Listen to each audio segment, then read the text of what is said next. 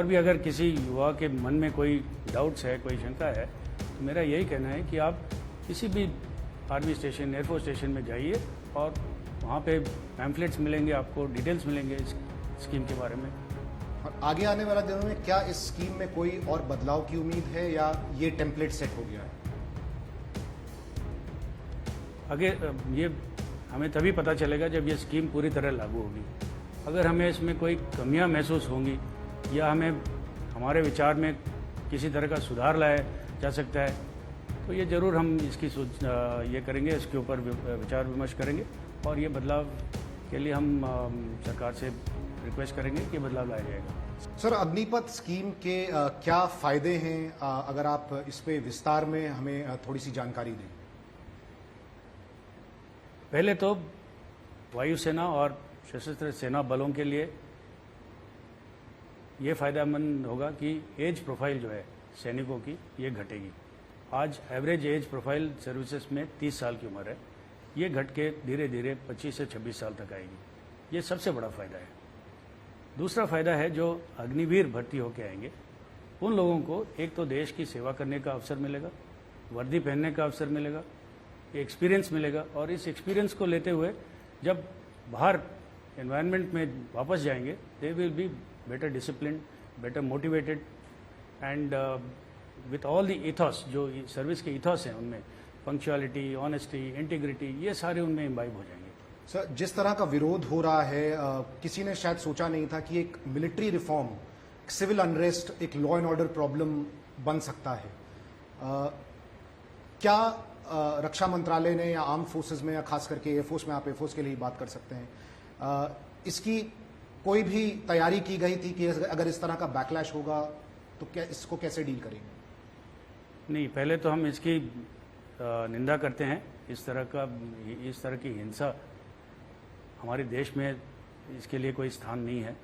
अगर किसी युवा को किसी भी चीज़ के बारे में अगर पूरी जानकारी ना हो तो बहुत सारे तरीके हैं वो जानकारी प्राप्त करने के लिए।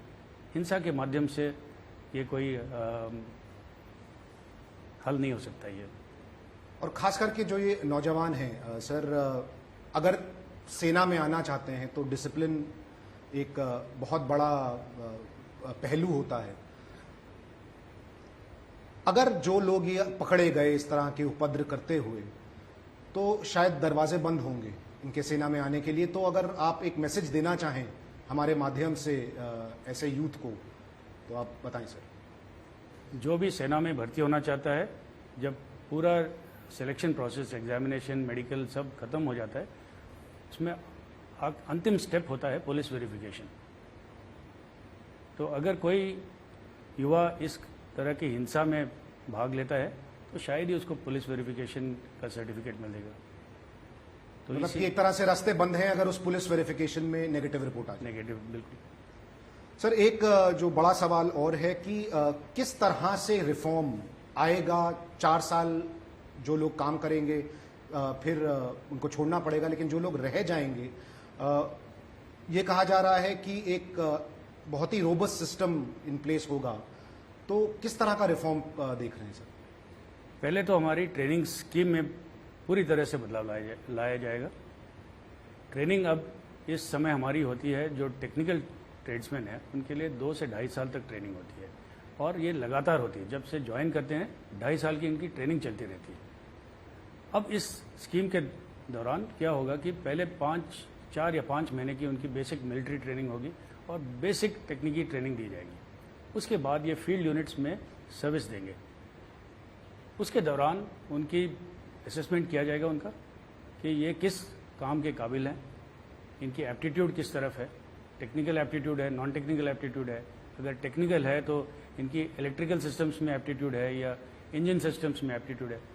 तो एप्टीट्यूड और उनकी खुद की डिज़ायर को देखते हुए आगे उनको उसी ट्रेड में शामिल किया जाएगा ताकि हमें we will get the best out of them. Sir, एक आखिरी सवाल, क्या आपको ऐसा लगता है कि अगर बेटर इंगेजमेंट होता, बेटर कम्युनिकेशन होती तो इस तरह की स्थिति ना आती देश में? मेरे ख्याल से अभी जो कम्युनिकेशन हो रहा है उसमें से हर एक किस्म की जो शंकाएं हैं, आशंकाएं लोगों के मन में, वो सब क्लियर होती जा रही हैं। तो और भी अगर किसी युवा के मन में कोई डाउट्स है, कोई शंका है, तो मेरा यही कहना है कि आप किसी भी आर्मी स्टेशन, एयरफोर्स स्टेशन में जाइए और वहाँ पे पैम्फलेट्स मिलेंगे, आपको डिटेल्स मिलेंगे इस स्कीम के बारे में। और आगे आने वाले दिनों में क्या इस स्कीम में कोई और बदलाव की उम्मीद है या ये टेम्पलेट सेट हो गया है? आगे ये हमें तभी पता चलेगा जब ये स्कीम पूरी तरह लागू होगी।